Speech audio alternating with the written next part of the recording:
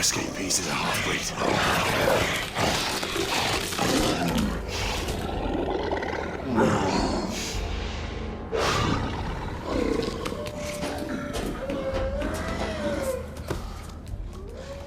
Make that more than one. Mademoiselle, are you near the location? So I did the hour play of The Order 1886, and for a PlayStation exclusive, I kind of had fun with it. There was some interesting aspects to it, but this was a situation of a studio going too big and not sticking the landing.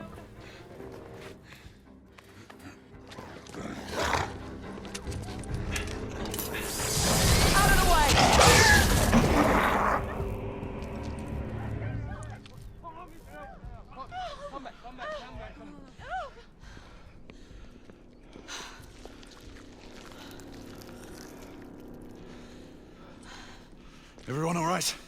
Yes. Percival, we've neutralized the threat on our side. Good. I managed to capture one of the half-breeds. Rendezvous back at Regis. Acknowledge.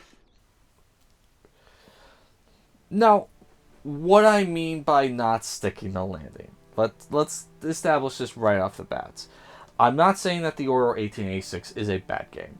Far from it. It's actually a really well-made game.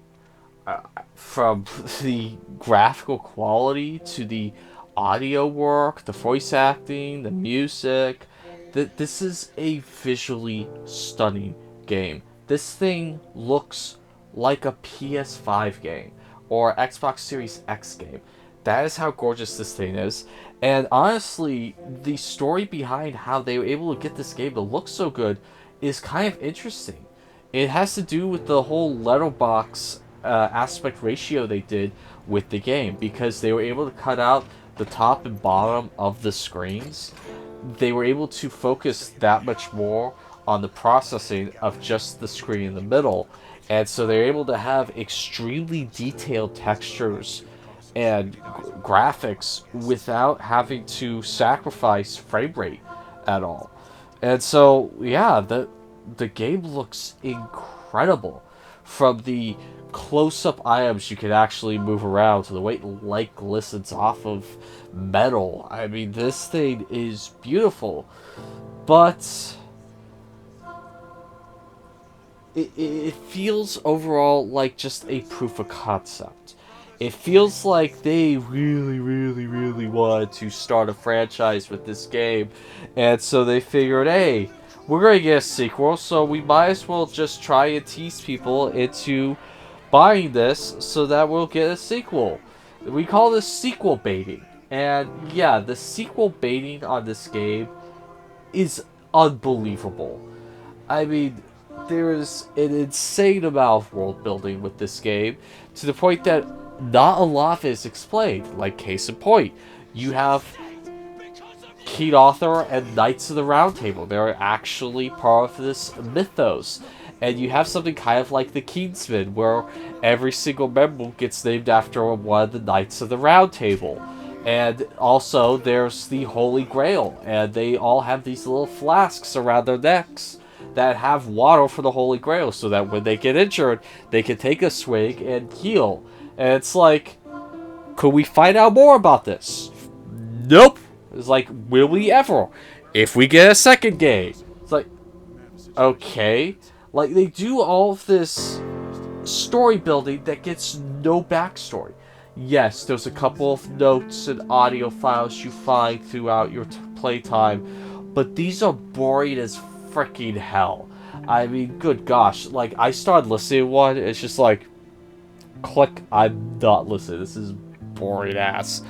And then these notes, it's like, much to do about nothing. Like, yes, I heard from father, and he decided to go on a journey to the new world. But nothing happened. He came back, and then decided to invest all of his money into tin. Where there he lost a good portion of his money, and found that his wife really didn't love him. So he decided to pour invest the rest of his money into copper.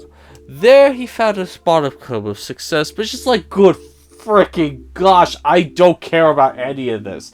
Like, the notes are super boring as hell. So, the notes don't fill in the backstory or the world building that we want. And they tease way too many things for a sequel. They set up 3 villains in this game. I shit you not. 3 separate villains, only one of which are actually resolved by the end of this game. The other one goes off, and the other one, it's like you didn't even really set up for the third one. And it's just like, oh yeah, no, this character's pure evil now. And, this character that was so intrinsically connected with you now wants to kill you really badly. It's just like, good gosh. But you then get to the combat scenarios. And yes, combat is fun. I've had fun with combat. But it feels like something's missing with the combat. It's like the combat scenarios feel like a proof of concept. They don't feel entirely fleshed out. And so, yeah, you have these really good combat scenarios, but like the letterboxing, I guess, also doesn't help because when you go into cover, it just cuts off the top, so you can't really see what's going on until you stick your head out. That was a slight issue that they had. But, I mean, even then, if that was fixed, it's like, I felt like they wanted to do more, but didn't have enough time to do it. Whether it's special powers or an upgrade tree, or being able to customize your weapons. And like, you get some of these really awesome like tech weapons, like a lightning gun, but they're only for quick little segments. You don't get the access to them at any other time. In the menu, there was this thing that said the armory. I thought maybe that might have given you, weapons at any time, but I didn't see that ever becoming unhighlighted.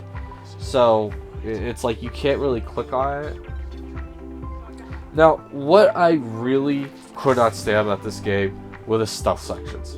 There's like 2 stealth sections in this game, and if you get seen, you get killed automatically. You can't defend yourself. You can't just go, okay, screw it, we're going loud. No, you have to stealth these sections. And I hate it when games throw in a half-baked stealth section or stealth system, and the developers were not good at making stealth. Alright, you saw this with other things. Like, a game that really, really fucking sucks at stealth is The Last of Us Part 1. The stealth in that game is atrocious. But, like, the stealth in this game, not much better. And look, I've played stealth games, I've played Splinter Cell, I've played Metal Gear Solid, so you can't go, oh, well, you just don't know how to do stealth. Yeah, no, I do. Alright, I've played stealth games before, and The Order 1886 does not know how to do stealth. Thankfully, there's only 2 segments, but I died constantly during those 2 segments. And it is fun fighting a werewolf. It's just only a couple times you get to do it. You fight mostly humans, which is a little disappointing. And then in the story, there's a twist that happens towards the end. Everyone and their grandmother can see fucking coming. I shit you not. It is so obvious. It's like, this is going to happen, isn't it? This is going to happen, isn't it? It's so obvious this is going to happen. And then they go, this happened! Are you not surprised? It's like, fuck you. Alright? Fuck you. I could see this coming from 100 miles away, and you still tried acting like it was such a huge surprise. So, yeah, that happened. Now, graphically, playing this on a PlayStation 5, it does lock the frame rate at 30 frames per second. Now, in the PlayStation 4 version, it had a targeted 30 frames, and then on PlayStation 4 Pro, it kind of hit well, now it definitely hits 30 frames per second. It's unfortunate this didn't get a 60 frames per second mode on PS5, but then again, Ready at Dawn probably, when they got the terrible sales numbers on this, wanted nothing more to do with this game. even though it's sequel baits like crazy, especially the ending. It's like, oh, it's over. Oh, there's a post-credit scene, and it just teases what's coming next. Okay. So, yeah. Order 1886 was a beautiful game. Well acted. It was an interesting story, but the problem is it didn't stick the landing. It's like it had some great ideas, but it didn't entirely sell me on any aspect of it. Yes, the idea of werewolves and mythological creatures in 1800s London is great. They don't stick the landing really with it. The idea of King Arthur's court being around in modern day because of the Holy Grail is great, but they don't elaborate on it. The fact that Nikola Tesla is basically the Q branch of this order is interesting, but they don't really elaborate on it. It's like, this felt like the first chapter to a 3-part video game, and we only are ever going to get the first chapter.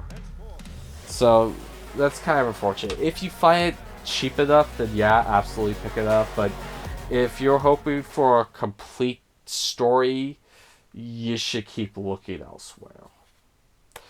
Anyway, that's been my thoughts on the Order 1886. My name's Christopher Carl with 11 Hour Reviews, and that will be all.